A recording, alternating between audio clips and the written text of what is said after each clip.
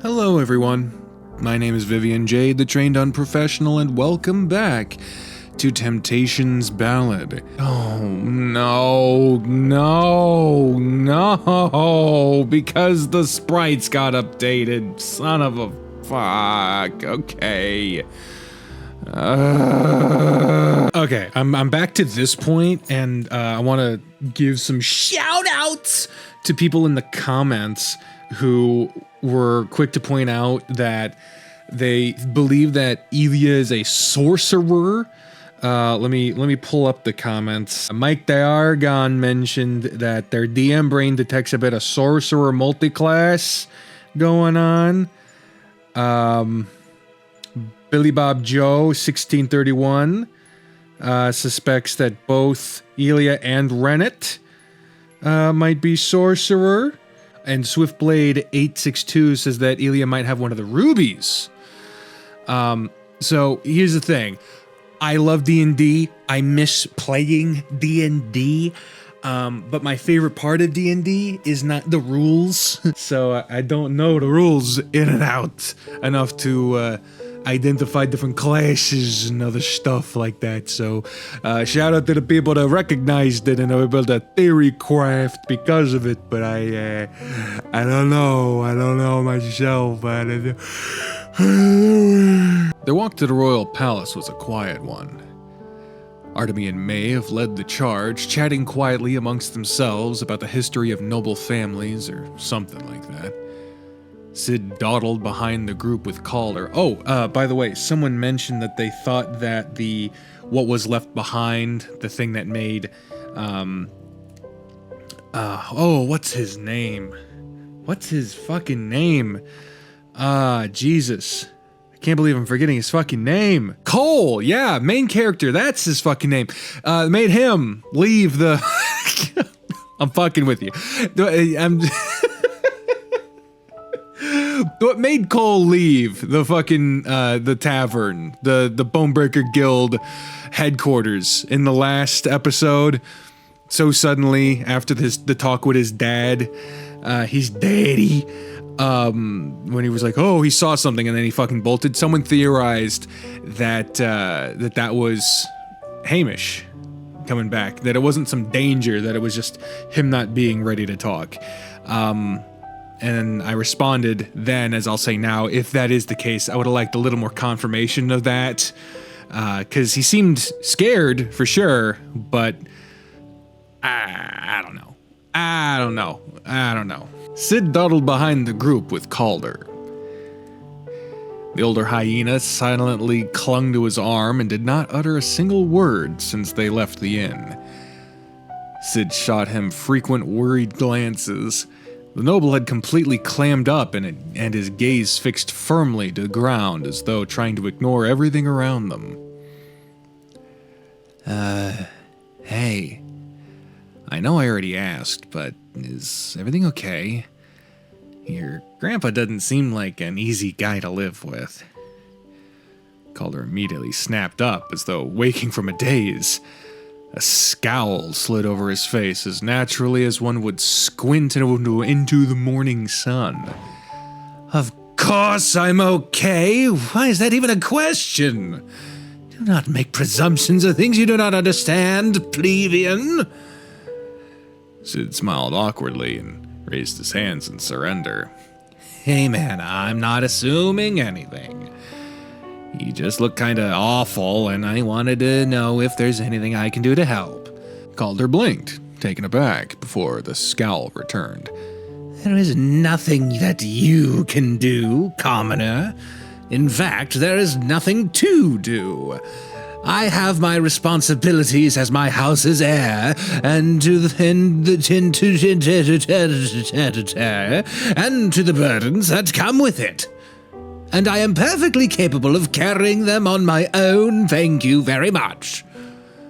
The noble upturned his nose and stomped off, hurrying to the front of the group where Maeve and Artemy were chatting.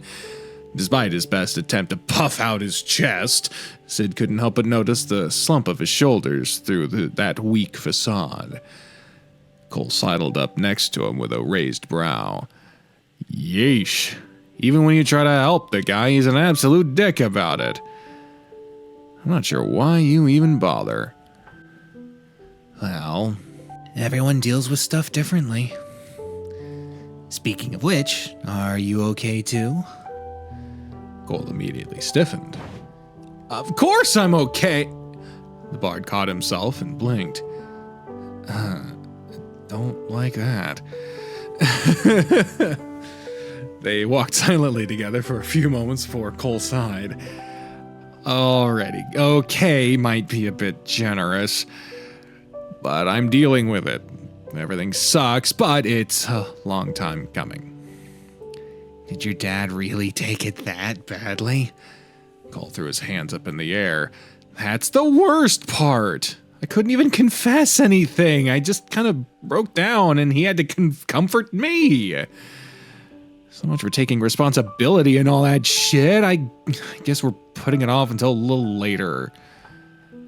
Sid looked at him sharply. You will talk to him, won't you?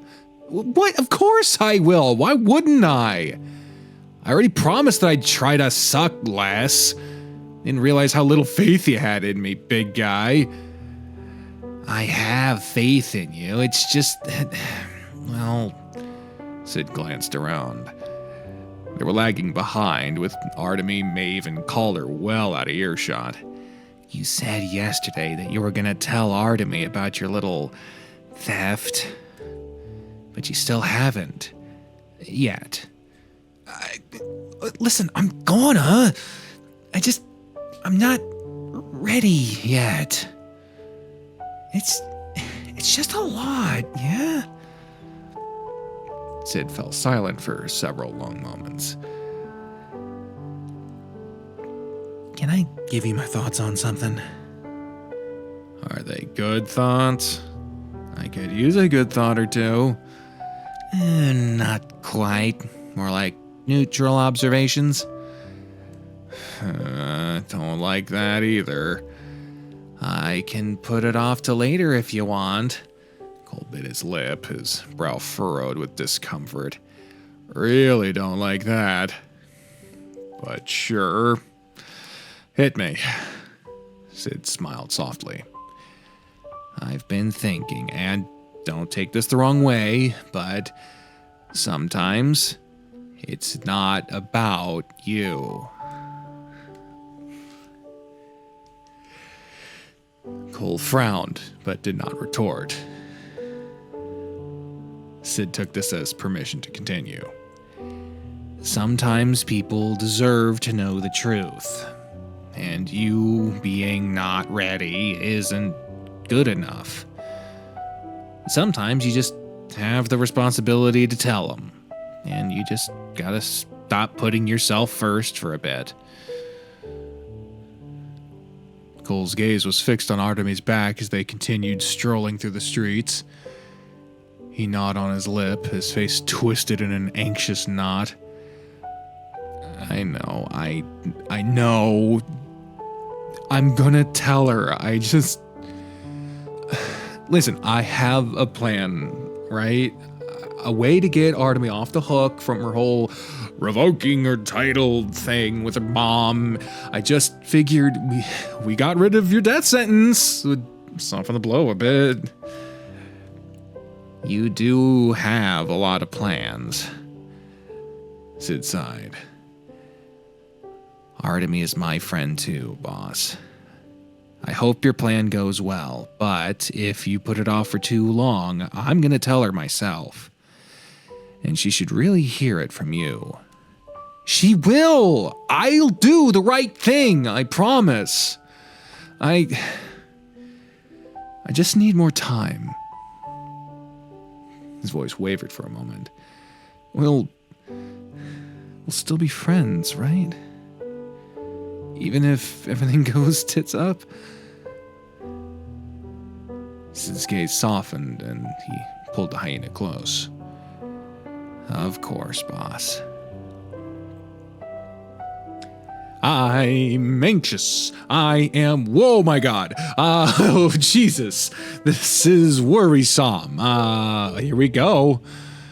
Castle front gates. Well, here we go. That's a storybook fucking illustration as it gets. Artemy's eyes grew wide as their group approached the gates of the royal palace. So, this is the home of the royal family. You can see the tower looming in the horizon across Axia, but it feels so different up close. Imagine how different things would be if you managed to find this place on your own a few days ago. Artemy let out an offended gasp. How rude! It was my first time adventuring out in the city, and I couldn't find my way around the moat surrounding the castle. Anyone could have made such a mistake. Doesn't Axia's main cobblestone street lead straight to the castle? It's got flags with the royal family's crest and everything. I'll have you know I followed precisely that street on my first mission, but it took me nowhere near the palace. Cole squinted. You went the wrong way. There were no signs! I simply went in the direction that made the most sense. Away from the big castle tower on the horizon. I was distracted. Cole sighed and patted Artemy on the back sympathetically. Well, at least you ended up safely in jail where we could find you. Thank goodness you suck at directions. Artemy's face was clouded with the grief-stricken look of a kicked puppy. She gingerly tugged at Sid's sleeve. Sir Sid, surely shit. Sir Shit. Sir Sid, surely you don't agree with this? Well, honestly, I'm kind of glad you suck, since that's the reason we met. Such brutal words from my dearest friend. Know that you've wounded me deeply. Wait, I meant that in a good way. I'm afraid you've lost high-five privileges for the foreseeable future. That's kind of devastating. Now, she's learning to clap back. This is such Shirokoi dialogue.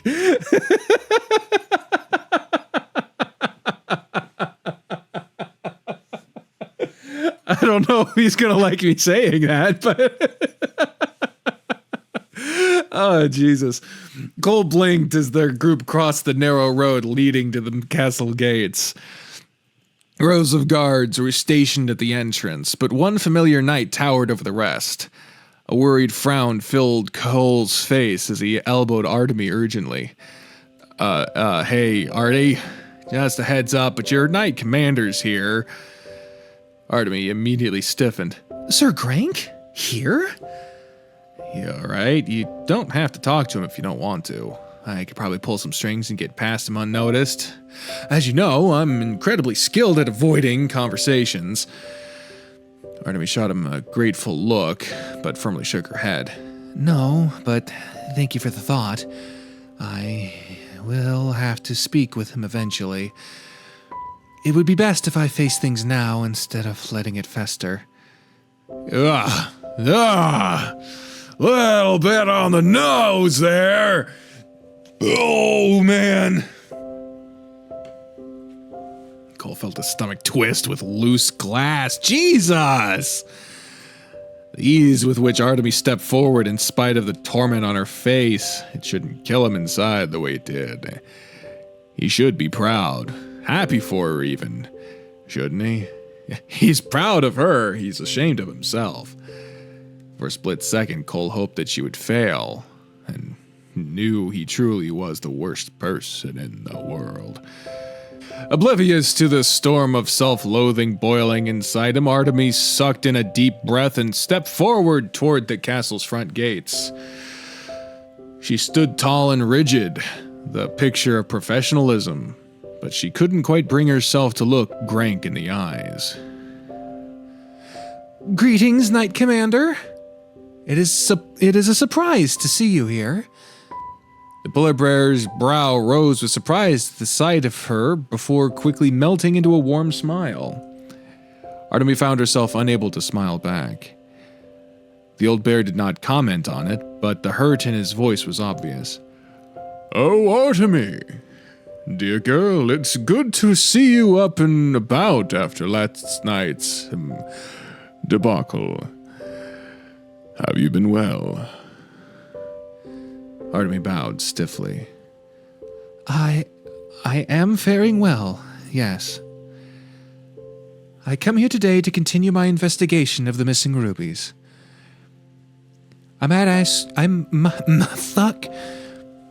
Might I ask why you are here at the royal palace? I have always worked closely with the royal family whenever they sought security, particularly with Prince Cassius. With the recent demon attack, they have called upon my service once more. I see. The two of them stood awkwardly at the front gates, unsure of what to say. Artemy fixed her gaze firmly on the ground at her feet. She could feel the commander peer at her pleadingly, desperate for a sign of something. Forgiveness? Assurance that they were still on good terms? She couldn't quite say, and she was unsure if she was capable of giving such an answer at the moment. The seconds ticked by, and Artemy prayed to the Creator that the ground beneath her would open up and swallow her whole. Just her whole? What about the rest of her? Anything to break the awkwardness of this exchange. Well, if there was anyone who could break awkwardness, probably institute some more of it.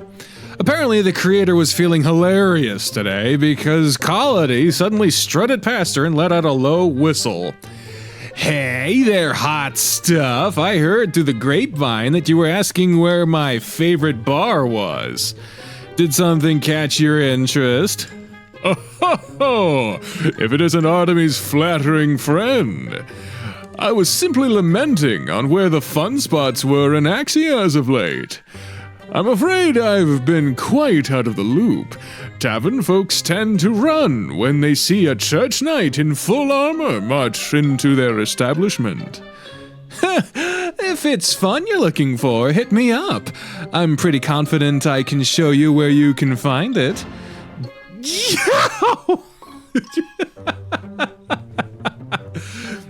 Artemy, it's rather rude to hurl someone across the courtyard mid-conversation. My deepest apologies. I don't know what came over me. But sir, if you insist on becoming acquainted with my new companions, I insist you avoid that one. And why's that? Young Bonebreaker seems to be such a charming young gentleman. You mustn't be fooled, sir. Colody Bonebreaker is a terrible influence. You must resist his temptations. Oh, what? Oh, what? Oh. She's got a crush. She's definitely got a crush of some kind. Why don't you talk to my good friend Lady Osmia? She's a much nicer and less prone to terrible life choices. Ever the lady, Maeve curtsied politely. Greetings, I am Maeve Osmia, at your service. An amused grin spread across Grank's face as he gave her a firm handshake.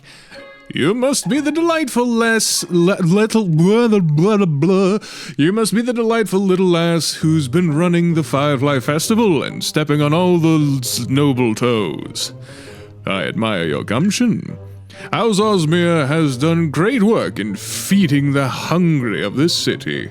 I've worked with some of your druids before, and they're a wonderful bunch. Maeve raised an eyebrow. I'm surprised that a knight commander of your church would think so, given the druid's history with your church. Grank sighed and waved a hand dismissively. The upper clergymen will probably make a big stink about it while waving their big book about, but my roots lie in the streets of this city. From where I stand, the fewer starving children, the better. Maeve bowed again, a small smile peeking out from behind her veil. Your words honor me. Gautier's open-mindedness surprised me when we first met. Clearly, she had an excellent teacher. Little shit. Artemy could see Grank's chest swell up with pride. I'm glad to hear my pupil is making a good impression out there. Grank's face brightened as he caught sight of Calder huddling behind Sid's tall frame. Ah, and you're the gentleman that my dear Artemy flattened into a fine paste in the joust yesterday. Good to see you still standing, lad.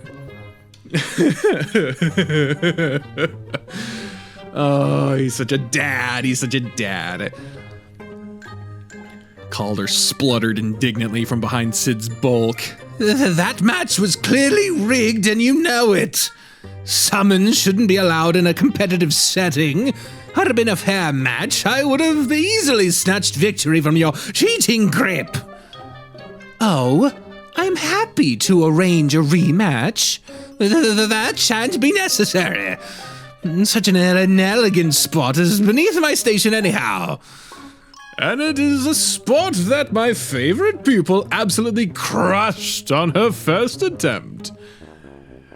I never imagined she'd be taking the field a mere day after stepping out into the world.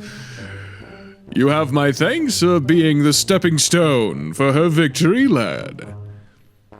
Every passing minute another shred of dignity is snatched from my cold dead hands. I'm surprised you have any dignity left to lose. Artie, come on, you promised. I apologize for my crude remark. It was unbecoming of me. Calder scoffed and turned his nose upwards. It seems your knight commander spent too much time teaching you to cheat at sports and none at all on basic manners. Watch your tongue! I will not stand for any defamation of the commander's character. Oh, he hardly needs my help on that front. Have you not heard the rumors? Oh, you're gonna go far. You're gonna go far, kid. They are stilled. Reality came rushing back to Artemy like a flood, washing away what hearty banter they had and unearthing only cold tension. Sid glanced frantically between them and tugged on Calder's sleeve, dragging the hyena away from the barrel of snakes he had unknowingly knocked over. Okay, why don't we go check on Cole? I think he landed somewhere over that ledge. Well, what's the rush? I'm sure the little fraud's thick skull is still intact. Miss Osmia, you can heal, right? You can come along too? As you wish. The others awkwardly shuffled out of earshot, leaving Artemy and Grank alone to their own devices. Artemy cleared her throat loudly, willing away the encroaching silence. For what it's worth, I think you have wonderful manners, sir. I've never been concerned with appearances, but thank you. The old bear peered at Artemy carefully. Very little ever perturbed the commander, but his fidgeting gloves betrayed a sliver of insecurity in spite of his words. I understand that you are working hard to build up your own image as the Creator's Chosen. If you are concerned with matters of reputation, I can refrain from publicly consulting with you, if you wish. What? No, of course not. That matters little to me. I'd rather we return to how things once were. A simple teacher and pupil. Grank's eyes softened. Was that ever lost? I don't know. Artemy hung her head low. She could hear the hurt on her mentor's face, but she could not bear to meet his gaze. Everything is moving so quickly. Things that were certain mere days ago are now a blur. I'm not sure what to think. Do you regret it? Stepping out into the world beyond the walls of the church district? The commander's voice fell into an almost nervous mumble. Do you resent me for sending you out on this mission. Artemy looked up sharply. No, of course not. There have been hardships, yes, but joy too. I have found people outside the cathedral's walls that mean the world to me, and I wouldn't give them up for anything. And she bit her lip, and their eyes finally met. They both froze, uncertainty hanging in the air. Artemy stared into the nervous look on her commander's face for several long moments before finally giving Grank a brief smile. Given the option, I wouldn't want to give up on my dear Knight Commander either. The old bear's face went through a cascade of emotions before settling into something so tender that it hurt to look at. Artemy suddenly felt a hot flash of shame for putting him through such doubt. Artemy, I wouldn't want to lose you either. I'm sorry again for keeping such secrets from you. The man that I was, the pale butcher, I did what I must to survive, but it brought with me a lifetime of shame. That is not the man you are now, sir.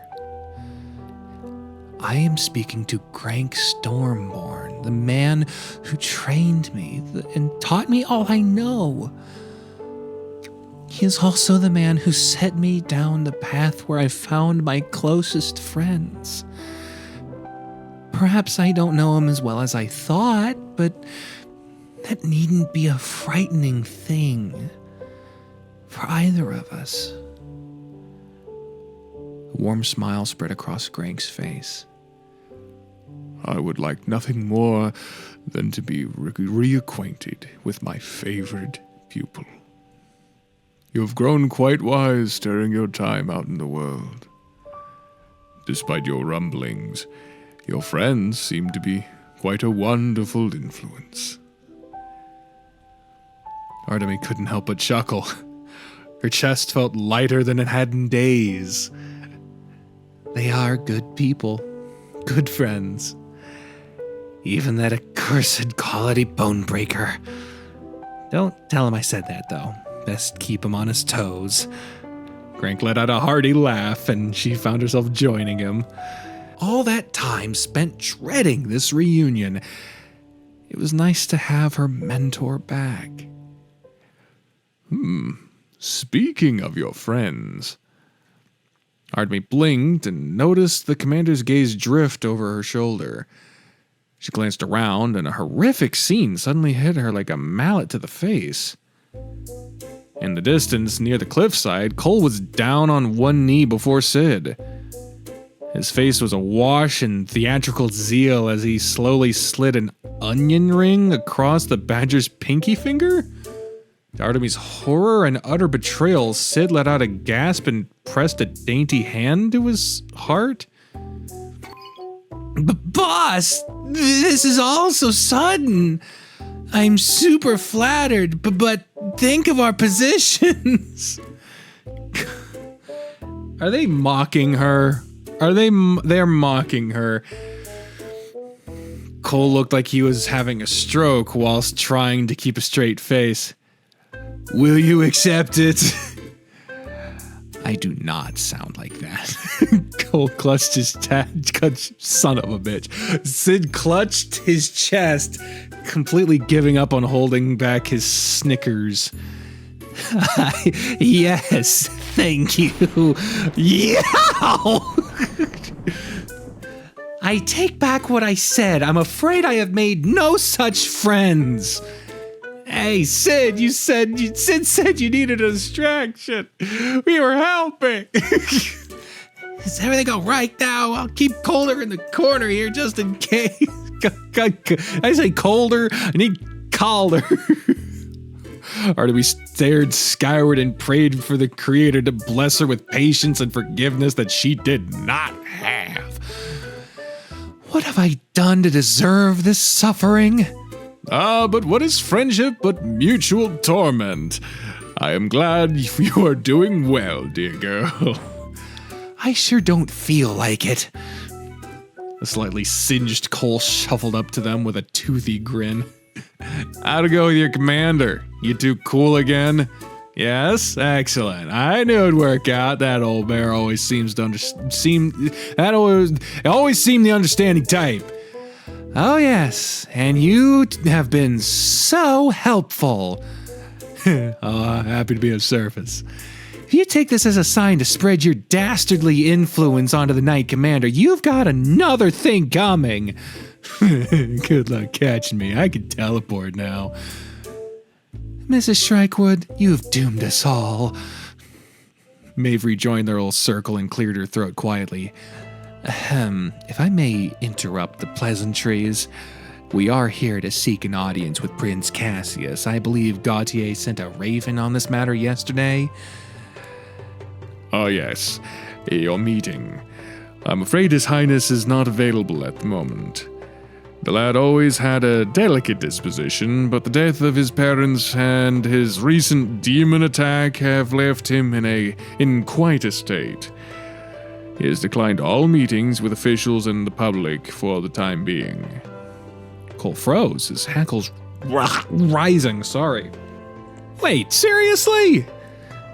But the Chosen One herself wants to meet him. It's a big and important matter. I'm sure you can spare like 5 minutes to answer some questions. Grank shook his head firmly. His Highness was quite adamant. He will not be seeing anyone today. To shut himself off right after a demon attack on the city. Surely he can see that this is not a favorable impression for his constituents. Has he made any formal statement on the situation at large? I'm afraid Prince Cassius has never seen himself as a real authority figure in any way. In his eyes, the role had fallen onto his lap, and he has neither the will nor capacity to fulfill it. And yet the role is his, and his alone. We would happily take our business elsewhere, but there is simply no one else to turn to. Is there any way he can be convinced otherwise? We need only a moment of his time. The bear sighed and shook his head. I'm afraid not. The piss is quite the nervous wreck. I attempted to speak with him this morning, but it didn't go well. Cole gritted his teeth in frustration. He had anticipated that the prince might be tight-lipped, but to refuse to see them entirely? You really thought you were just gonna waltz in and talk to the royalty? His princeliness sure knows how to make things difficult. Cole took several steps back, his eyes tracing over the towering visage of Castle Ghostly gaze. His eyes glowed as his vision expanded, piercing through the stone walls until he found what he was looking for. I see him! I see you, bitch! He's at his window, watching us right now! Sure enough, poking out of one of the topmost balconies of the castle tower was the tiny blue head of a peacock. Cole waved his arms wildly. Hey, your highness, get down here! The Chosen One needs your help with some shit! The church is gonna be real mad if you ignore her! The little blue head jumped, startled, before immediately retreating back into his room. Your diplomacy skills are astounding. Worth a shot. At least it got his attention. And frightened him into hiding, it seems. He's scared shitless about everything. Did you see him at the festival yesterday? Agitating him further will not help matters. This is a delicate situation. Maeve glared up at the balcony towering high above them. If he is adverse to conversation, perhaps we can send a letter directly to his window? He probably did not even read Gautier's original letter in the rush of yesterday's events. If he learns the gravity of our situation, oh please, he's got every reason to refuse us. We're wasting time. I'm going up there to talk to him myself. Excuse me, we can't simply barge into the royal palace unannounced. Cole shrugged. All right. Yo, Prince, I'm coming up! And there he goes. Unbelievable.